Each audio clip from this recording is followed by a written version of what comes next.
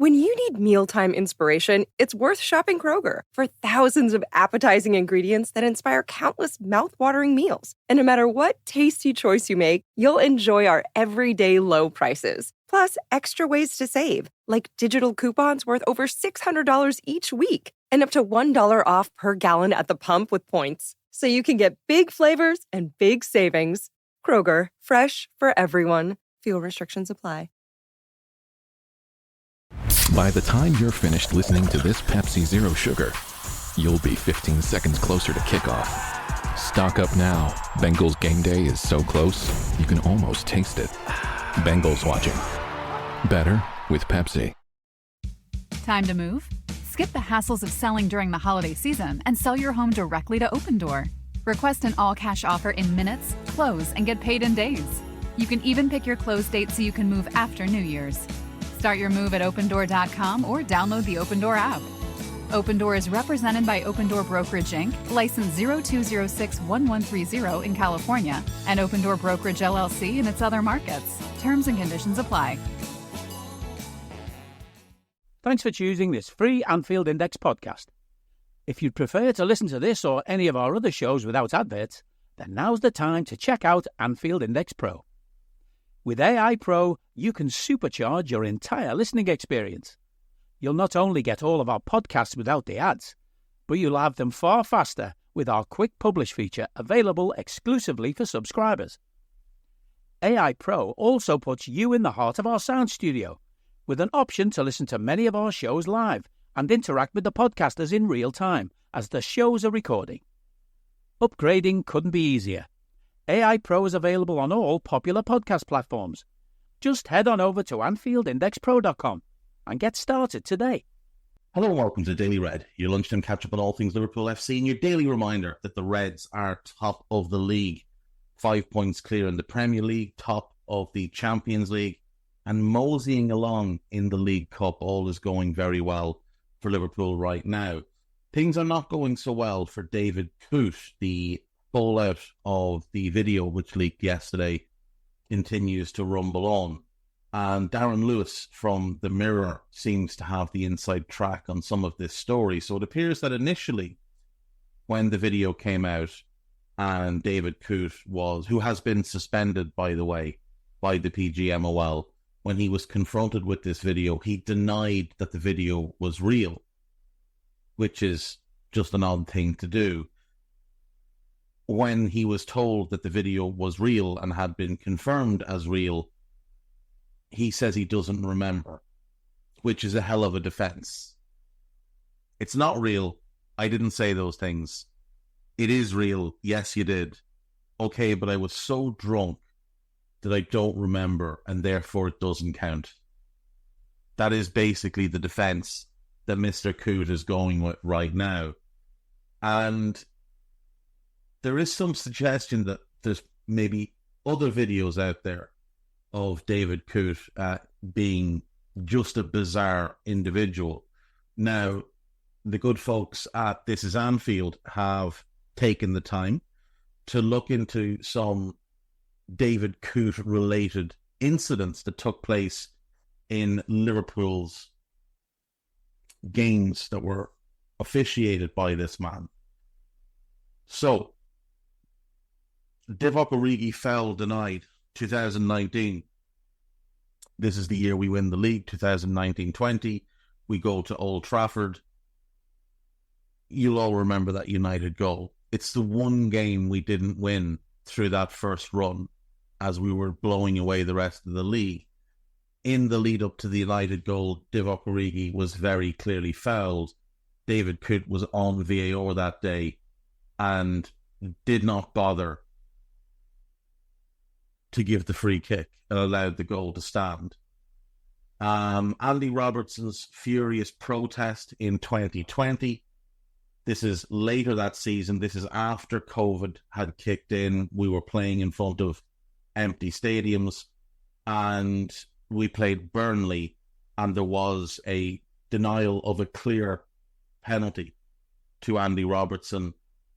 And then a fallout between Jurgen Klopp and David Coote, which is the incident that Coote refers to, I think, in that video where he says Klopp accused him of lying. Then, of course, the next season, we have the absolutely ridiculous Jordan Pickford on Virgil van Dijk foul, where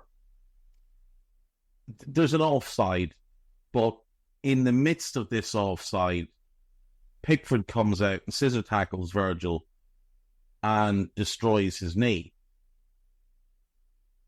Coote forgot to check for a red card. Now, you'll remember, or you might remember, that the match official, or the match commentators, said at the time that they were being told it wasn't checked.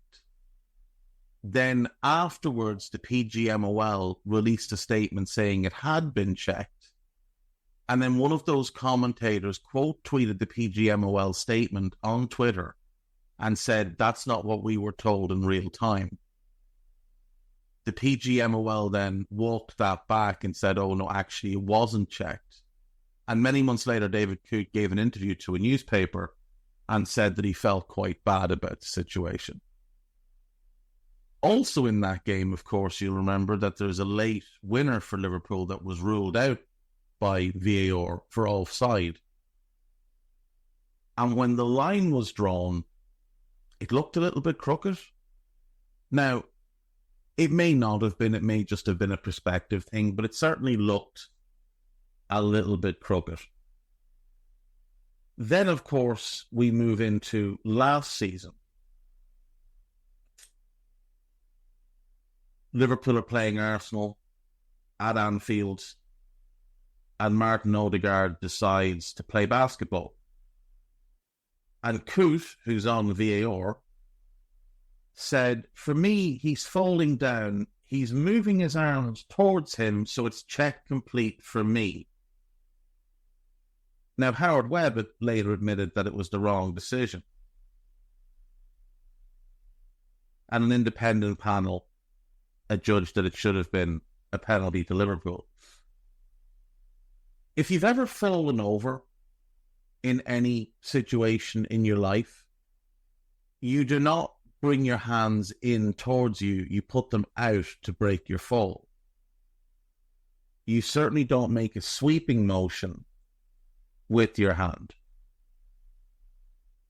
It was an egregious decision that was very clearly made by a biased referee. And then, of course, we have this season, the game that's just taken place at the weekend. Virgil van Dijk plays the ball over the top. Mo Salah runs onto it. Leon Bailey tracks back to try and make a challenge, takes Salah out, and David Coote waves play on. Obviously, Darwin goes on to score, but the fact that he wasn't going to give free kick to Mo for what Leon Bailey had done, and then didn't go and book him in the aftermath, when if Darwin hadn't scored, it should have been a red card, is just, it's staggering incompetence. It really is staggering incompetence. I imagine a lot more will come from this over the next few days. I imagine people will find more and more clips of David Coote being completely incompetent. There's suggestion from some that he should never referee again because every single decision that he makes will be looked at with suspicion, which, you know, I think is fair enough. There's another piece here on This Is Anfield that points out that Liverpool's win rate under Jurgen Klopp dropped by 12.6% when David Coote was involved. Now, I saw Sam Maguire tweet some numbers about this yesterday, but if we take a look, Liverpool's winning percentage without David Coote under Jurgen Klopp, 65.85%. With Coote, in all competitions, it drops to 57.9. In the Premier League, it dropped to 52.9. Manchester United's win percent with David Coote as referee, by the way, 85%. This is over an era when United have been terrible. And yet they won 85% of their games when this man refereed them. Manchester City with David Coote in charge, 66.6% win rate. Which is, probably thereabouts with what they would have done anyway. So no real difference for City. Significant improvement for United and a significant drop-off for us. And people want to say we're being paranoid about this. Young Henrold has a piece up. Liverpool's top 10 Premier League goalkeepers. Where does Caoimhín Kelleher rank? So number 10, he's gone with Chris Kirkland, 45 appearances, 13 clean sheets. He will always be one of the biggest what-ifs in club history. £7 million signing. Incredible talent. Perfect frame for an elite-level goalkeeper. But just so unfortunate with injuries.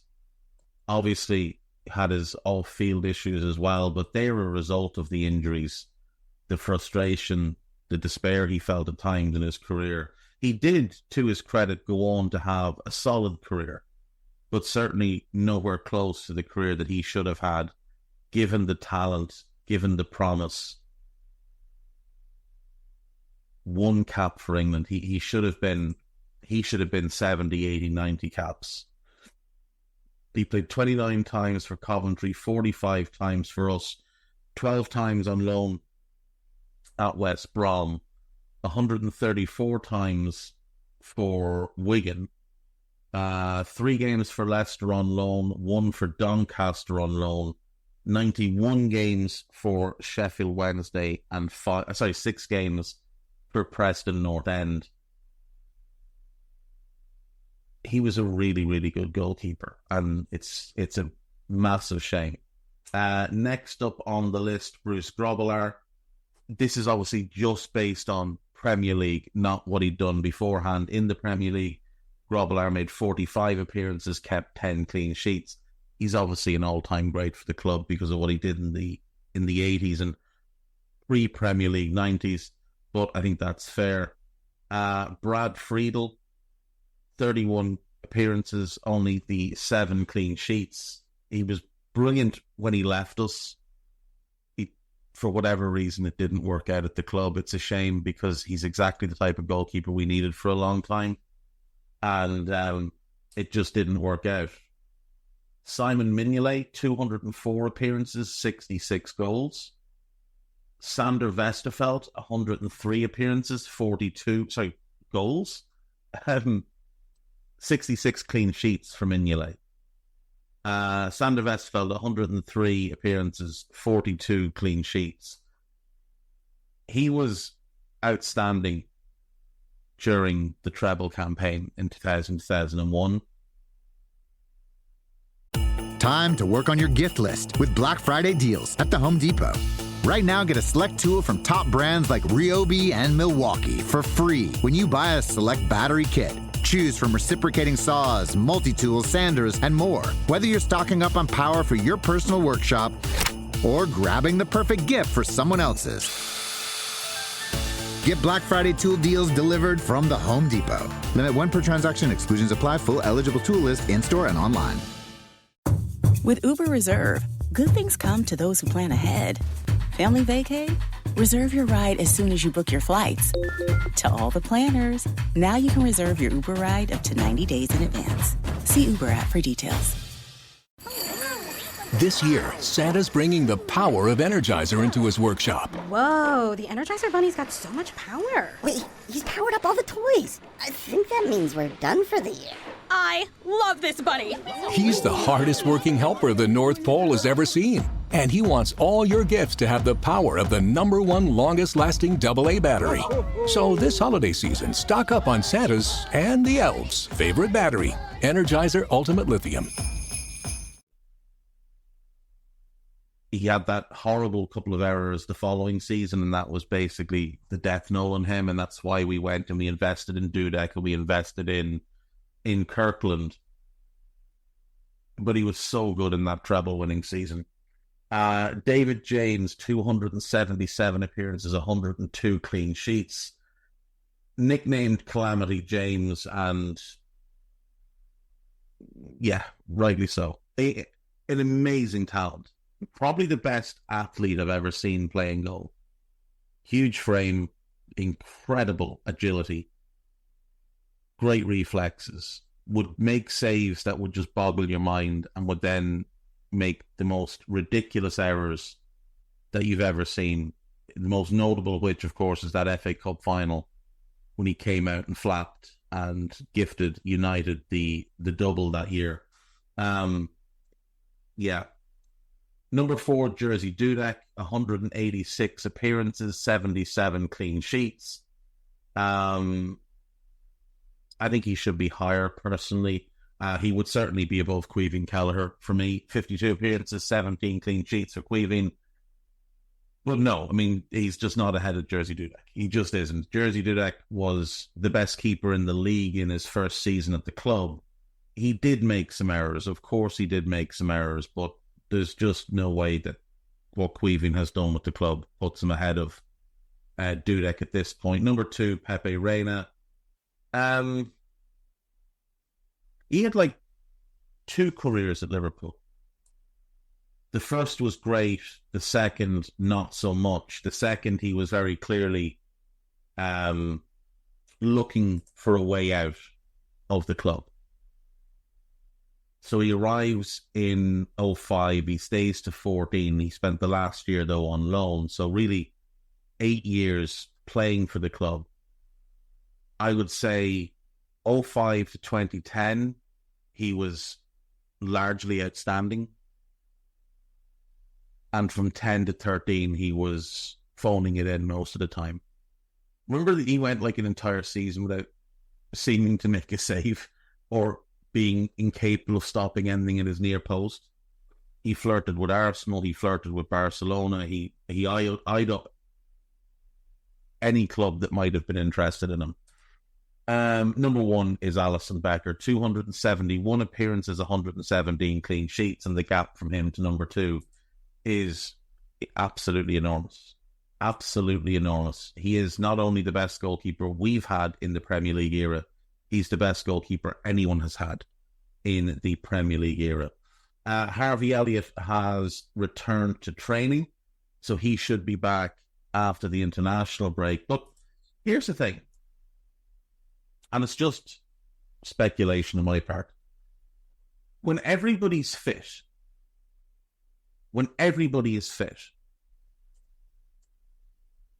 does Harvey even make the bench? And I know that sounds a bit mental, but bear with me on this. So you're allowed 9 subs.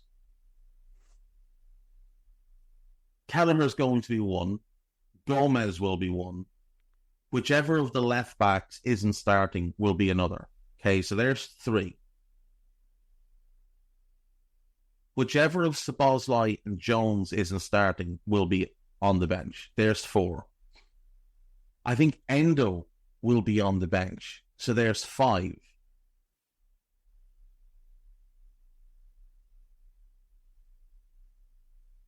I think Connor Bradley will make the bench.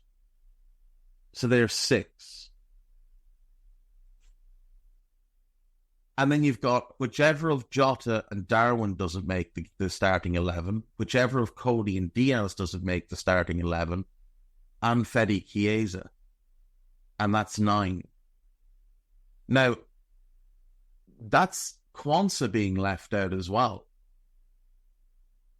So the reason I think Endo would make it is because he's such a situational player for us. Having him to bring on with 6 to 7 minutes left in the game to see things out, I think is really valuable. So I think he will make the bench. I think he'll bring both fullbacks, and I think he'll have Gomez. So if you've got Endo, Gomez, Bradley, Costas, and Queeving. There's 5 taken up between goalkeeper, defenders, and defensive midfielder. And then you've got either Curtis or Dominic, plus those 3 attackers. Chiesa, Nunes, let's say, and Cody. I don't know that there's a spot on the bench for Harvey every week. Now, there'll be rotations, there'll be injuries, there'll be whatever. But if everyone was fit, I'm not sure he makes the bench. I know he's a better player than Endo, and I'm not arguing that he's not. He's a more talented player. But Endo is a situational player for us. And if we have, let's say, Dominic plus those 3 attackers, there isn't really a purpose to Harvey on the bench, because he's not offering something that someone else can't offer. And I don't know that Arne Slot even sees him as a midfielder anymore.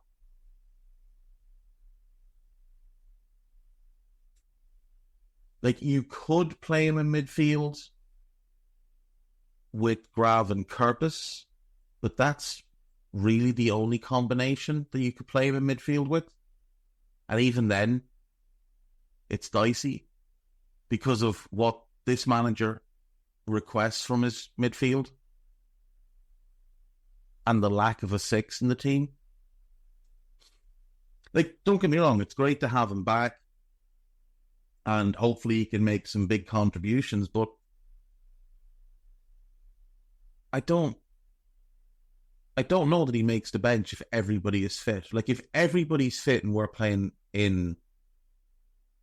City or whatever, and everybody's fit, I just don't know that he makes the bench. Maybe he would make it over Bradley, and maybe Slot would look at it and think, okay, well, you know, Gomez can play right back as well. But then what happens if Trent gets hurt and Ibu gets hurt? You know, I think he'll want 1 centre back and he'll want the 2 fullbacks there. We'll see. But look, it's getting players back fit is massive for us.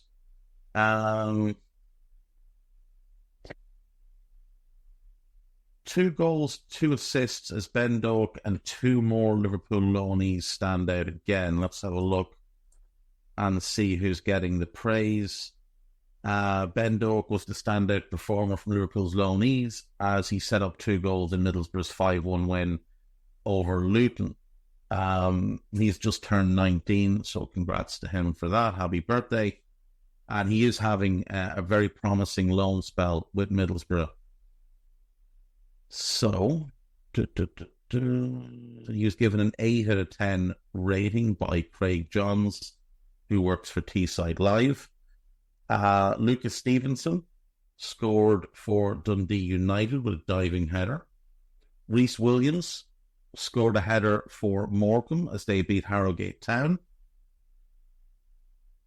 Nat Phillips is starting regularly for Derby. Lewis Kumas is playing an important bench role for Stoke.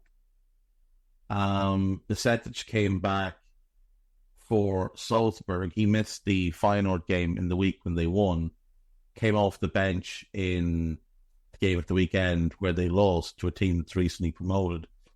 And Salzburg currently sit 11 points off the top of the Austrian Bundesliga. Now, I think they do have a couple of games in hand with Austrian Bundesliga table. They do. They have 2 games in hand, but even winning both of those, they'd still be 5 points off top. They'd still be 3rd. Actually, depending on goal difference, they could be 4th, which is where they are now anyway. But they would be closer to the top in terms of points. They've lost 3 games in the league already. Things are not going particularly well for Eppen.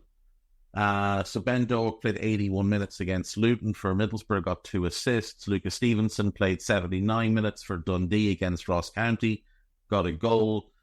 Reece Williams, 90 minutes for Morecambe against Harrogate Town, got a goal. Nat Phillips, 90 minutes for Derby against Plymouth.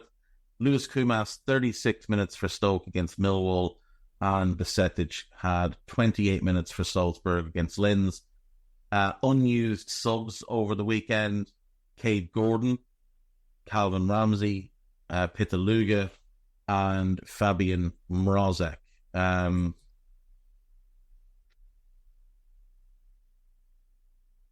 Pitaluga's in the Scottish Championship, and he's not starting.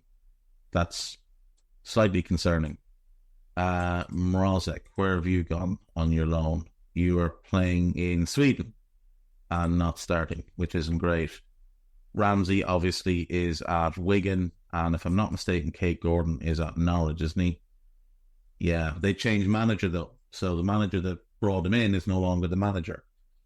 Currently injured Luke Chambers, Callum Scanlon, and Owen Beck. It's like a plague of left backs. Moving on to AnfieldIndex.com, see what the latest is. There is a piece about Szoboszlai. There is a piece about David Coote and the difference he makes to us. There's a piece about Arna, a piece about Ali and his potential return after the break. And then there's a piece about Andy Robertson, who, in an interview, I think it was an interview with Lewis Steele, or in a piece written by Lewis Steele in the Mail, said that he'd had a bad 45 minutes against Arsenal and people wrote him off and he wanted to prove them wrong. It's a bit of an odd one, because it wasn't a bad 45 against Arsenal. It's been a litany of poor games over the last 2.5 years that are the issue. And of course, when these things happen and players who once were very good become not so good, whenever they put in a decent performance, because their level has dropped so low, whenever they put in a decent performance, it gets massively overrated. So you had people coming out of the Villa game saying he was incredible when Bailey roasted him for the first half hour, and then it stopped because Villa's priority became to attack down the other side and go at Conor Bradley. Robbo had a solid game. He was decent. He was 7 out of 10. But this idea that he was incredible or amazing or excellent or whatever is just nonsensical bullshit. Podcast-wise, there is, like I say, the latest Media Matters with David Lynch. There is the Fatigue Index pod from Simon Brundish, which you should all go and listen to. We have a Scouser Tommies coming today as well. Tomorrow there will be a UP and Under Pressure, and there will be a transfer show with Dave Davis and Trev Downey. Friday we'll see Minefield, and then Saturday will be the Anfield Index podcast. We are going to do a transfer committee podcast before the January window, so we're starting work on that. Not sure when it will come out or when we'll even record it, but you can keep an eye for that one too. But for the moment, make sure you go and listen to the Fatigue Index pod. Make sure you listen to the Scouser Tommies when they come out, because Jim and Jay are always great. And I'll see you all tomorrow. Take care of yourselves. Bye-bye. We hope you enjoyed listening to this Anfield Index show. Please be sure to subscribe to our channel so future podcasts find their way to your device automatically. There's nothing quite like fan engagement, and we'd love to know what you think of anything discussed on this show. The best way to get in touch is over on our free Discord community, where both podcasters and listeners debate the hottest LFC topics 24/7. Sign up free now at AnfieldIndex.com/Discord. You won't regret it. You can also follow us on Twitter at Anfield Index, and find us on Facebook by searching for Anfield Index. Oh, and before you go, we'd love it if you could leave us a 5-star review on your favourite podcast app. It only takes a couple of seconds, and it means the world to the people who create these free shows.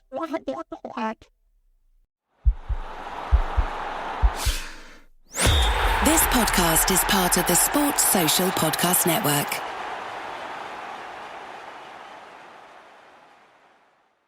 Sports Social, now on the Sports Social Podcast Network. Hi, I'm Martin from Nessun Dorma, the Retro Football Podcast. If you're a fan of 80s and 90s football, then this is the show for you. We are currently on a chronological footballing odyssey where I speak to authors, fans and experts as we paint a picture of the 2 decades that shaped the game like no others. The past is a foreign country to said, well, it's warmer here. Come and join us at Nessun Dorma, wherever you get your pods.